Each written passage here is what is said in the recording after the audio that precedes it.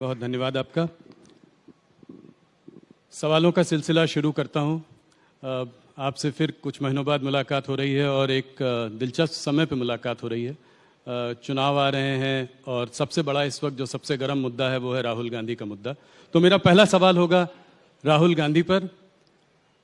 सूरत के कोर्ट से उनका कन्विक्शन हुआ, 2 साल की सज़ा सुनाई गई और तुरंत ही वो डिसक्वालीफाई भी हो गए और आप लोगों ने जरा भी देर नहीं की उनको बेघर करने में।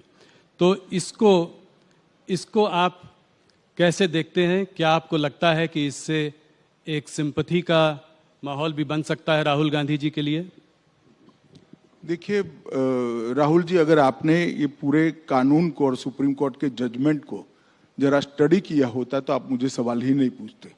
मगर खैर अच्छा ही हुआ पूछ लिया, क्योंकि बहुत बड़ी भ्रांति फैलाने का प्रयास कांग्रेसी नेता कर रहे हैं। मैं आपकी चैनल के माध्यम से समग्र देश की जनता को रियलिटी बताना चाहता हूं। हमारा जो कानून था वो कानून में एक प्रावधान था कि किसी भी व्यक्ति को अगर 2 साल की सजा होती है तो 3 महीने का समय उसको मिलेगा अपनी सजा को स्टे कराने के लिए। सजा को स्टे कराना और दोष को स्टे कराना 2 अलग बात है। तो दोष को भी स्टे कराना है, सजा को भी स्टे कराना है जी।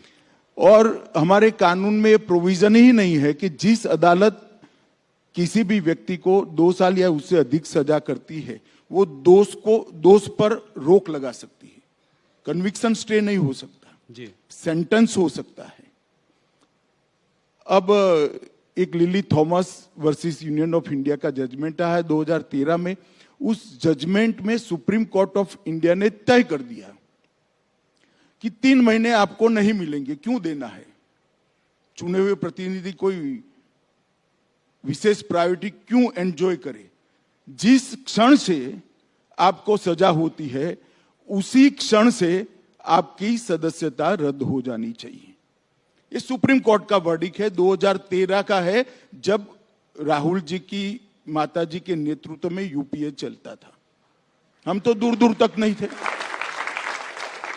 अब ये जजमेंट आने के बाद हम तो आज भी सुधारना नहीं चाहते जजमेंट को, मगर कांग्रेस सरकार सुधारना चाहती थी क्योंकि वो लालू जी को बचाना चाहती थी। एक ऑर्डिनेंस लेके आए मनमोहन सिंह जी और इसको नॉनसेंस कर श्रीमान राहुल गांधी ने पूरे देश के सामने अपने ही सरकार के ऑर्डिनेंस को फाड़ दिया।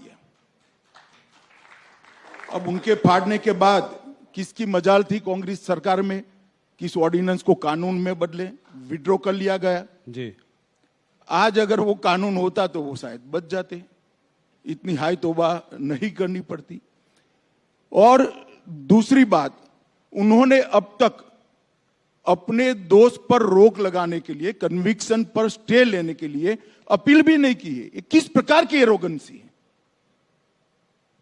आपको फेवर चाहिए, आप मेंबर पार्लियामेंट बने रहना चाहते हो और अदालत के सामने भी नहीं जाओगे? ये किस प्रकार की एरोगेंसी है? कहां से जनरेट होती है ये एरोगेंसी? कहां से जनरेट होती है?